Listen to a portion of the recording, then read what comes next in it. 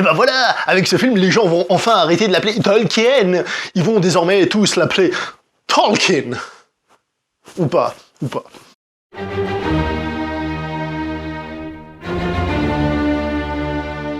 Bonjour à vous les cinéphiles et bienvenue pour cette nouvelle critique en post-projection. Il va être aujourd'hui question du film Tolkien, réalisé par Dom Karukowski, déjà réalisateur de Tom of Finland, je sais plus. De toute façon, je l'ai pas vu ce film, donc je ne peux pas vous en parler. C'est un film qui a quand même fait parler de lui avec un certain succès critique, mais ne l'ayant pas vu, je ne peux pas rentrer dans les détails. Dans les rôles principaux, nous avons Nicholas Hoult, qui était Hank McCoy, donc la bête dans les X-Men, nouvelle génération, enfin génération actuelle qui est déjà décédée hélas, et on a Lily Collins, qui est certes la fille de Phil Collins, mais qui est aussi une actrice qui a déjà tourné dans pas mal de films. Qu'est-ce que j'ai pensé de ce film? C'est compliqué. C'est pas facile, c'est compliqué. Honnêtement, j'ai trouvé quelconque et très moyen, mais il a quand même des qualités.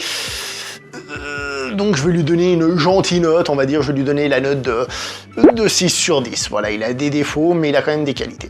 Avant de vraiment rentrer dans le film, je voudrais revenir sur quelque chose qui est important. Tolkien, c'est un personnage qui actuellement est considéré comme faisant partie de la culture populaire, de la culture geek, de la culture nerd, vous appelez ça comme vous voulez, hein. Mais Tolkien, à la base, c'est quand même quelqu'un qui, entre guillemets, aspirait à plus. Alors attention, hein, que les choses soient bien claires avec ce que je vais dire là, je ne veux manquer de respect à personne. Je suis pas en train de dire que la culture populaire c'est de la merde, que les geeks sont des idiots, ni quoi que ce soit, hein. Mais je vais quand même essayer d'expliquer un petit peu ça. Tolkien, c'est quand même quelqu'un qui a beaucoup de connaissances. C'est un professeur en langue anglaise, c'est quelqu'un qui a été à l'université, c'est quelqu'un qui a écrit des analyses de textes classiques anglais qui sont encore considérés comme des références. Il en a par exemple écrit une sur Beowulf, donc pas le film avec Christophe Lambert, hein, on est bien d'accord, hein, bien le texte d'origine, donc c'est quand même quelqu'un qui est un peu, entre guillemets, de la haute, si vous voyez ce que je veux dire par là. Et quand il a écrit son Seigneur des Anneaux, par exemple, on voit quand même que c'est pas juste un texte de divertissement, on voit que c'est relativement long, que c'est relativement bien écrit, c'est quelque chose d'un petit peu plus que simplement, voilà, de la consommation populaire, sans manquer de respect à ça, hein, attention, hein. Mais je veux juste expliquer ça. Pourquoi? Parce que le film va un peu dans ce sens-là. Alors qu'on pourrait voir un film geek, comme il y en a plein actuellement, des films qui se la jouent cool, avec plein de références, des trucs et des machins, et ben ce film, c'est un biopic qui raconte la vie de cet homme-là, et donc c'est un biopic assez classique. C'est pas le genre de film qu'on pourrait classer dans la culture populaire ou culture geek, pas du tout. Donc soyez prévenus, on est dans un film différent par rapport à ça. Donc le film est un biopic. Pour la petite histoire, la famille de Tolkien, Christopher Tolkien et compagnie, ont déjà rejeté le film en disant que c'était pas vrai, que c'était un manque de respect, blablabla. Alors je sais pas à quel point ils ne respectent pas la vie de Tolkien, mais on va revenir sur certains points. Ce qui est sûr, c'est que la famille est assez, comment dire, tatillon sur le sujet, puisque par exemple elle a rejeté l'adaptation de Peter Jackson du Seigneur des Anneaux, donc voilà, comme je sais que Le Seigneur des Anneaux est un film super populaire, donc, quoi qu'il en soit, eux, ils sont pas contents. Semble-t-il, il y a pas mal de différences, et le film a fait un petit peu polémique à ce niveau-là. Alors, il y a par exemple l'absence du personnage de C.S. Lewis. Je dis peut-être l'absence parce que dans le film, je l'ai pas vu, en même temps, j'ai pas cherché ce que ça veut dire C.S. Clark Superman Lewis. Non, je sais pas du tout ce que ça veut dire, donc peut-être que c'est un des personnages, mais je l'ai pas vu en tout cas, j'ai pas entendu l'autre qui commençait à penser à écrire les chroniques de Narnia, etc., parce qu'ils étaient très potes. Un autre truc, par exemple, qui manque, eh ben, c'est la religion. Parce que oui, Tolkien était quelqu'un de très catholique, et dans le film, on n'en parle pas du tout. Pourquoi? Bah parce que c'est un sujet qui crée des différences, parce qu'on peut croire, mais pas comme lui, on peut ne pas croire du tout, détester la croyance, bref, c'est un peu compliqué, donc ils ont passé ça sous silence. C'est un petit peu dommage dans le sens où pour lui, c'était quelque chose de très important, et d'ailleurs, quand il a écrit son Seigneur des Anneaux, eh ben, il l'a écrit vraiment avec un cœur de catholique. D'ailleurs, je prends toujours cet exemple pour expliquer ça, regardez le personnage de Saruman.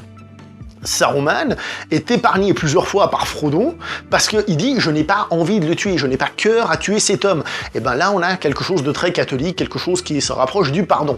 Et tout ça, et ben c'est pas dans le film, et donc du coup, ça peut plaire peut-être à plus de personnes, c'est un point de vue commercial cinématographiquement parlant, mais ce sont des choses qui manquent et qui, je pense, sont importantes pour comprendre le personnage. Bref, donc c'est un biopic qui parle de la vie de Tolkien et qui prend peut-être aussi un petit peu trop de choses. Alors, je reviens sur ce que je disais, attention les geeks, parce qu'en fait le film s'arrête, je raconte un peu la fin, mais bon, c'est la vie de Tolkien, s'arrête quand il écrit le Hobbit. Donc n'attendez pas de voir le gars en train d'écrire le Seigneur des Anneaux, n'attendez pas de voir le gars en train d'écrire le Hobbit.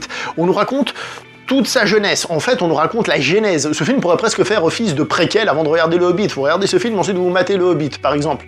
Ça pourrait faire une sorte de préquel où on voit comment les idées lui sont venues, ce qu'il a inspiré, etc., etc. Peut-être que le film se perd un petit peu trop dans différentes petites choses. On voit sa jeunesse, on voit ses études, on voit après quand il commence à devenir un peu plus adulte, etc., etc. Peut-être que le film se perd un tout petit peu là-dedans et c'est un petit peu dommage.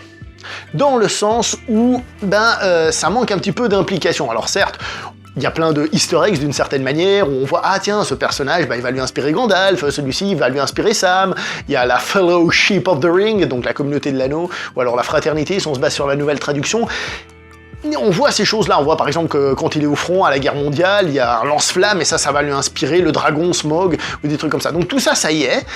Et donc du coup, le film peut être vu par les très très fans de Tolkien, c'est-à-dire ceux qui justement vont repérer tout ça et se dire « c'est là, je pense ». Qu'on va apprécier le film, mais cependant, si vous n'êtes pas hyper fan de Tolkien, vous pouvez toujours regarder le film, bien sûr, parce qu'il y a quand même le drame humain, l'histoire de sa vie, découvrir ce gars, sans forcément avoir vu tous ces détails-là, mais malgré tout, le film, il est un petit peu lent, un petit peu prévisible, etc., etc. L'histoire du film en elle-même fait un peu penser au Cercle des Poètes Disparus, puisqu'il avait créé, avec ses potes à l'école, justement, un cercle littéraire, justement, dans lequel était aussi C.S. Lewis, dans lequel, justement, il parlait de la fiction et de, comment dire ça, on va dire de la fantaisie, ce qu'ils vont créer, en tout cas, ce que va entre autres créé Tolkien, c'est pas le seul à avoir créé de la fantasy. D'ailleurs, tant qu'on est en train de parler des inspirations, évidemment dans le film on nous parle des inspirations de Richard Wagner et donc de la mythologie nordique, l'anneau de Nibelungen.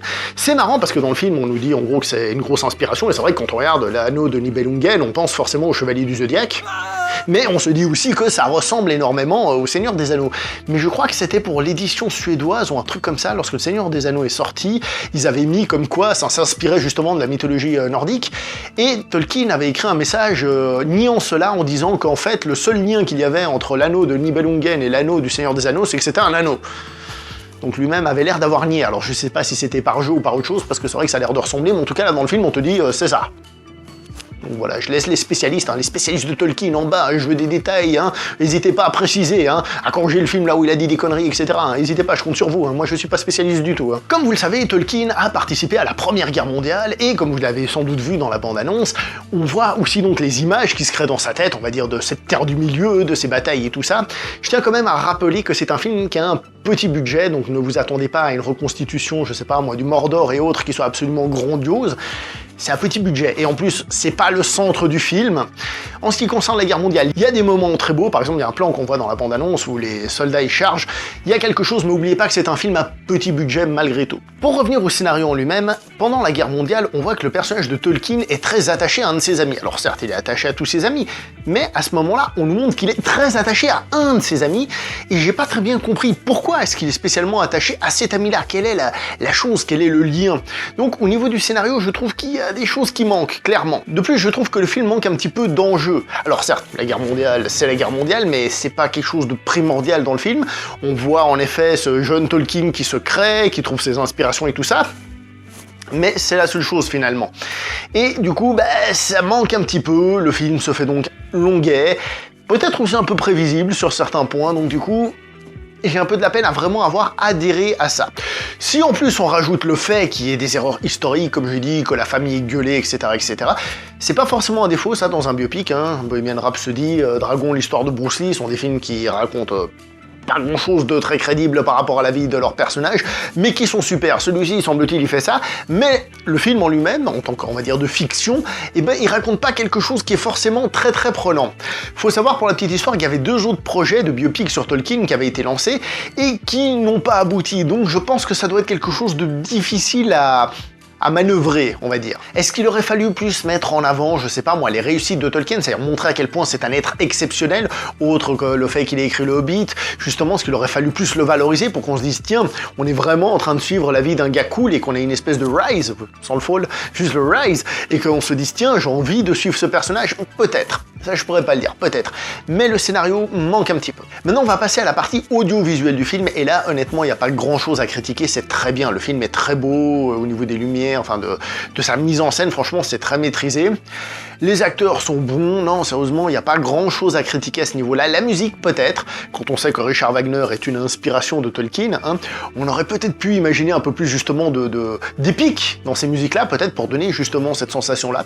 Ça manque peut-être un tout petit peu à ce niveau-là, mais bon, honnêtement, visuellement, le film en lui-même, il est bien. Le problème, c'est comme vous avez pu le constater avec cette vidéo, c'est que le scénario, je trouve qu'il manque un petit peu. Et c'est vraiment dommage. Peut-être que si vous êtes un aficionados fini de Tolkien, vous allez trouver ça génial, parce que vous allez voir plein de trucs, peut-être même plein que j'ai pas vu, hein, parce que moi j'ai beau avoir lu Le Seigneur des Anneaux et Le Hobbit, bah...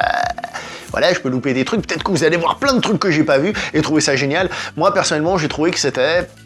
Voilà, un peu quelconque. J'avais vu sur Halluciné des gens qui réclamaient « Ah, on espère que le film va avoir une suite et qu'on va nous raconter le moment où il écrit Le Seigneur des Anneaux ». Ce film en lui-même n'a pas vraiment besoin d'une suite parce qu'il parle de la création de Tolkien, de la création de son univers dans sa tête, comment il s'est créé avec cet univers, on va dire. Et faire une suite à ce film, bon... Si elle est bien faite, pourquoi pas, mais là on a déjà tout qui est créé. Si c'est juste pour se dire « Oh, le gars il s'enferme le soir et il est en train d'écrire un livre », bah bon, si c'est bien fait, pourquoi pas, mais là comme ça tout de suite, moi je réclamerais pas une suite parce qu'on a déjà le personnage et son univers qui s'est créé, donc pas besoin d'aller chercher plus loin. En bref, et pour faire simple, c'est un film qui semble destiné aux geeks, hein, à la culture populaire, tout ça, mais qui malgré tout, dans sa forme et dans sa manière d'être, est plus une espèce de biopic, un peu de film d'auteur d'une certaine manière, d'accord? Donc pas forcément pour le même public. Le film est très beau visuellement, très bien réalisé et tout ça, mais scénaristiquement, en plus d'erreurs historiques, je trouve qu'il manque d'enjeu, il manque d'émotion, il manque quelque chose pour réellement nous prendre. Je pense que seuls les fans absolus de Tolkien qui arriveront à voir tous les trucs un petit peu partout vont réussir à apprécier ce film, et quand je dis fan absolu, je parle peut-être aussi de fans qui vont plus loin que simplement « Wow, il a créé des nains et des elfes », mais aussi, justement, le mec, il a analysé des textes classiques anglais, très très bien, enfin bref, les fans de Tolkien, quoi. Je vais m'arrêter là pour cette vidéo, j'espère que vous avez plus ou moins réussi à savoir si vous alliez aller voir ce film ou pas. N'oubliez pas de liker, commenter, partager, vous connaissez, c'est les grands classiques, je me répète d'une vidéo à l'autre, mais il faut le faire. Merci. On se voit prochainement pour une prochaine vidéo. Ciao tout le monde.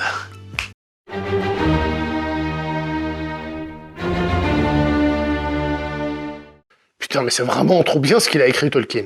Oh là là, putain. Le créateur de la fantaisie, hein, franchement, waouh. Ah ouais.